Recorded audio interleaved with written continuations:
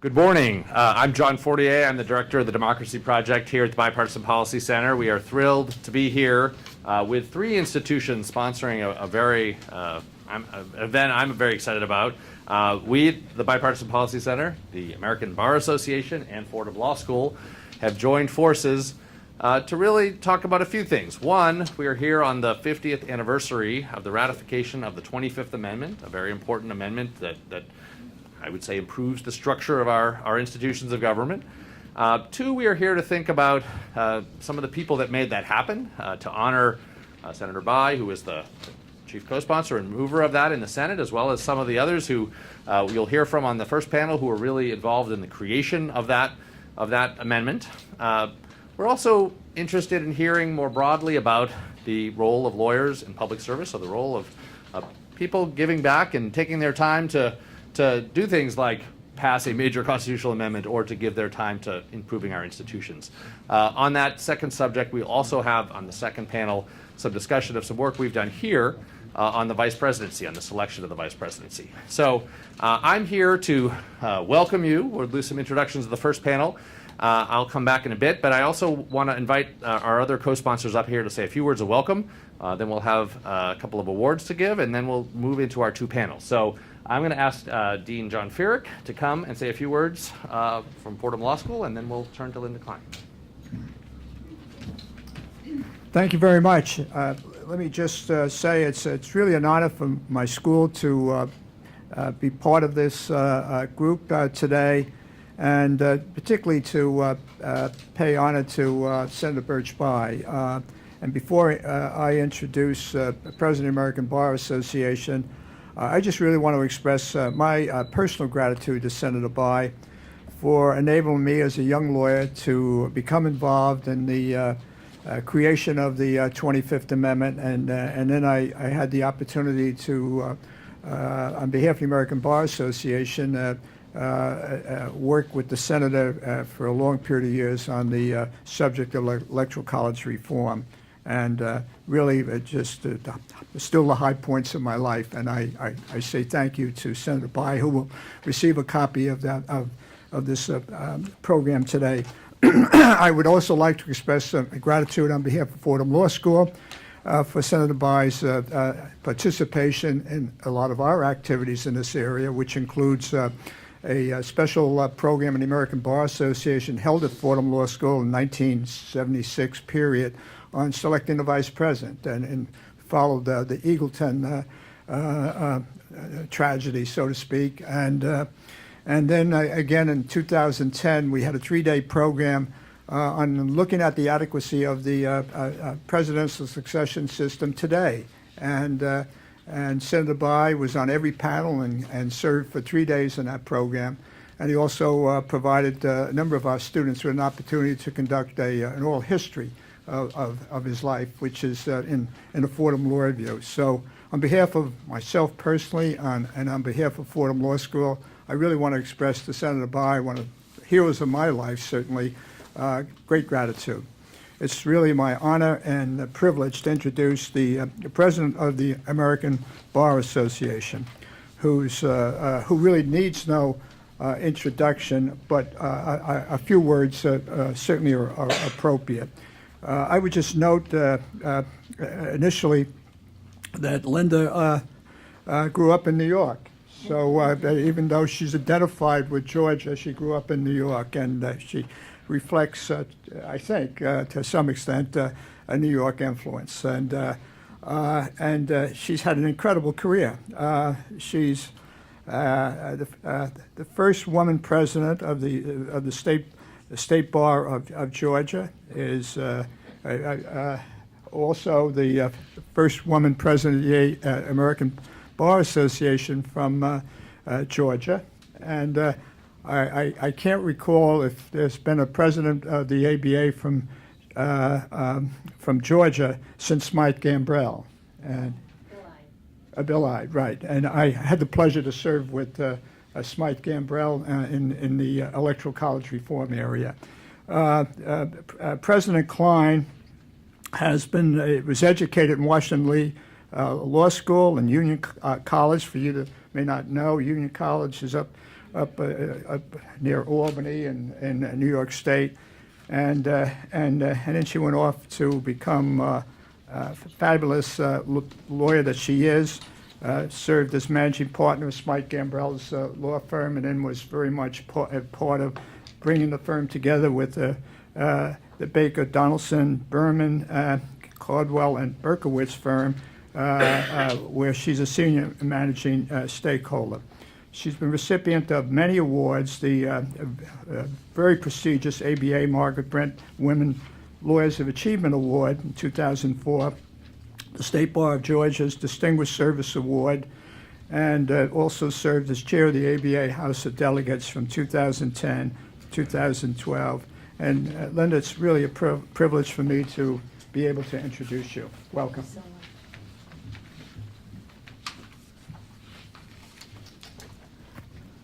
The American Bar Association is delighted to join with the Bipartisan Policy Center and Fordham University School of Law to celebrate the 50th anniversary of the 25th Amendment.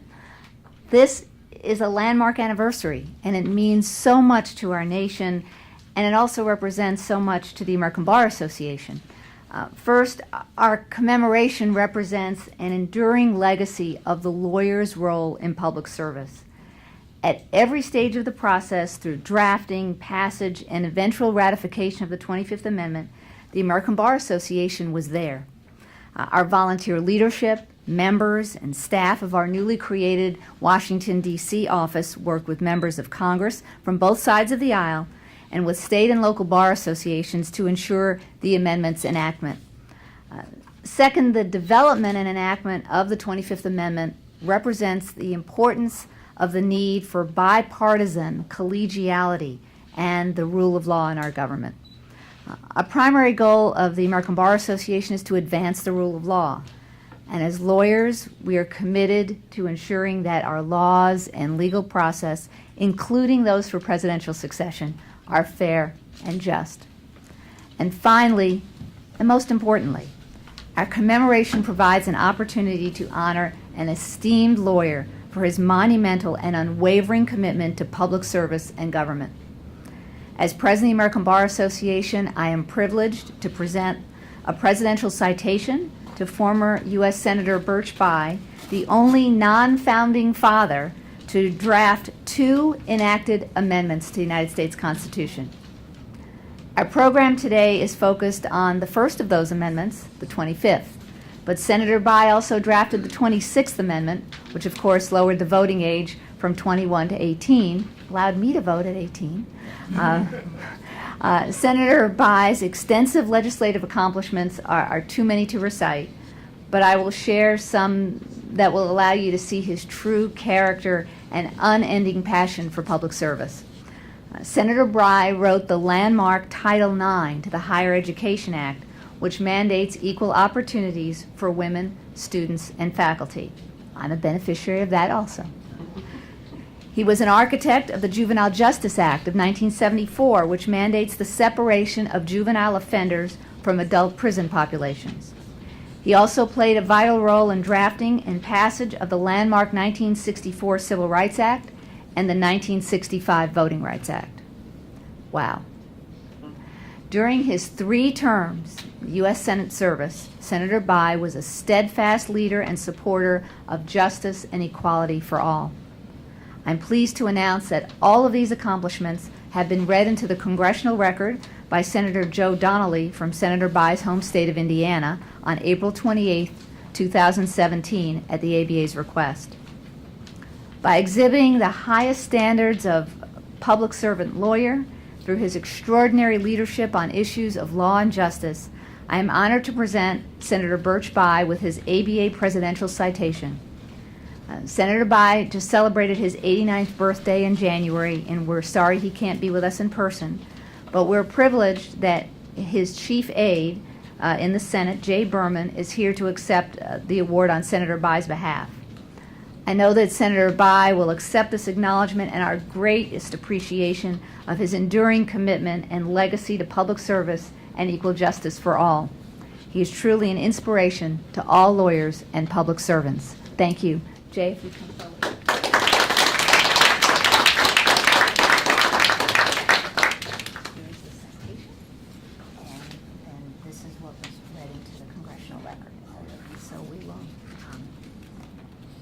Thank you, Madam President. That has a ring to it, doesn't it? Not yet. Your time will come. It's long overdue. Madam President, members of the American Bar Association, the Bipartisan Policy Center, and the Fordham Law School, and my dear old friend, and you can take that any way you want, John Ferrick. Thank you for inviting me to share this trip down memory lane with such a distinguished panel. Frankly, it would have been much more distinguished had Senator Bayh been here himself instead of me. And the same thing I can say of Larry Conrad, who was the chief counsel of the Subcommittee on Constitutional Amendments and my first boss in the Senate.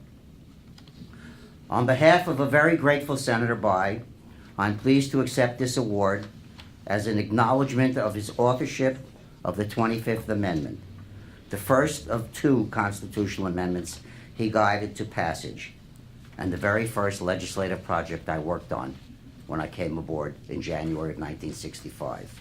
You've already heard that he's the first non-founding father to have authored and passed 2 constitutional amendments, which is, over the course of 180 years, a pretty rare accomplishment, and indeed one worthy of mentioning often. I might also point out that he very narrowly missed having a third one notched onto his belt, as he was the author of the Equal Rights Amendment, which fell 3 states short of state ratification. Having noted the unique achievement of his 2 constitutional amendments, I want to make a very personal observation about the Senator and the Constitution. He revered it and did not take lightly the prospect of amending it. He had a pretty high threshold, both as a matter of public policy and politically.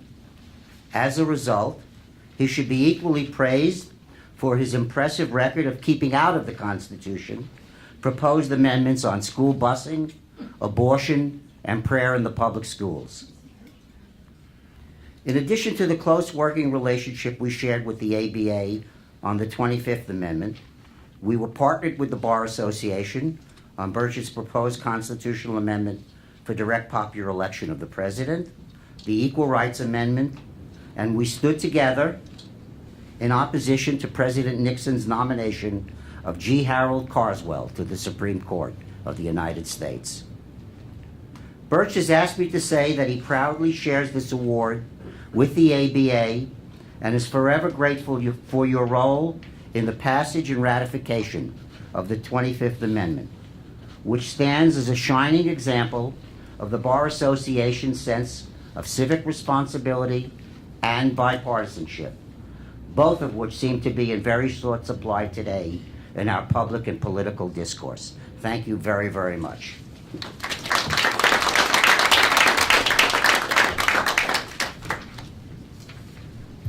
Thank you. I have 2 more jobs here before I return on the second panel, and we're about to start the first one. We too, at Bipartisan Policy Center, would like to thank Birch Bayh for his work, to commend him. We have a letter that commends him for his work, of course. That is something that made this amendment possible, but also for the development of a deep consensus, of a necessarily bipartisan consensus for any constitutional amendment. We have made that process hard. It's not a one party can amend the Constitution. It requires working to bring both parties and to bring a consensus in the country.